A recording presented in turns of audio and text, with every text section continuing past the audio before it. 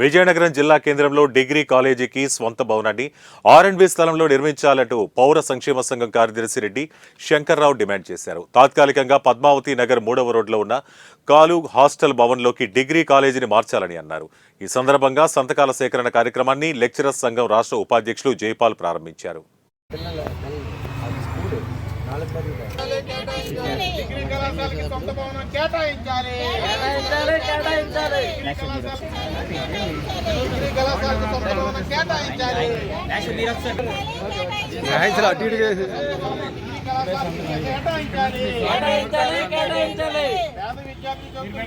ప్రభుత్వ డిగ్రీ కళాశాలకు సొంత భవనం కేటాయించాలి. డిగ్రీ కళాశాలకు సొంత భవనం కేటాయించాలి. డిగ్రీ కళాశాలకు సొంత లేకపోతే విద్యార్థి సంఘాలు, ప్రజా సంఘాలు, పట్టణ పౌర సంక్షేమ సంఘం పోరాటం చేసి సాధించుకున్నాయి. డిగ్రీ కాలేజ్ వచ్చి 5 ఏళ్ళు అవుతున్నా నేటికి దానికి సొంత బిల్డింగ్ లేదు. బిల్డింగ్ లేకపోవడం చాలామంది పేద విద్యార్థులు జాయిన్ కాలేకపోతున్నారు, చదువుకోలేకపోతున్నారు. పేద విద్యార్థులకు డిగ్రీ విద్య దూరం అయిపోతుంది. అంతేకాదు విజయనగరం జిల్లా కేంద్రంలో శిల్పారామం కట్టారు. దాని పక్కనే 13 ఎకరాల స్థలం ఉంది. అక్కడైనా పర్మనెంట్ బిల్డింగ్ కట్టొచ్చు. ఆర్ఎండ్బి ఈరోజు పాడుపడిపోయి ఉంది. అక్కడైనా సొంత బిల్డింగ్ కట్టొచ్చు.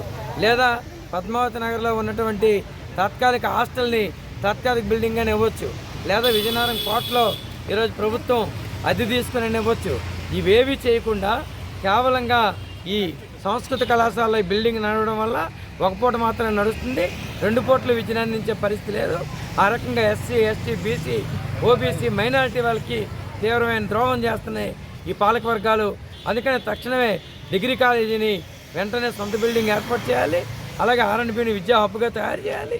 ఇప్పటికే బాన్సస్ కాలేజీలో ఉన్న ఉమెన్స్ కాలేజ్ ఎత్తేసారు, బీఈడీ కాలేజ్ ఎత్తేసారు, లా కాలేజ్ ఎత్తేసారు. డిగ్రీ కాలేజ్ బిల్డింగ్ లేదు. ఈ పరిస్థితుల్లో విద్యల నగరం కాస్త విద్యా విహార నగరంగా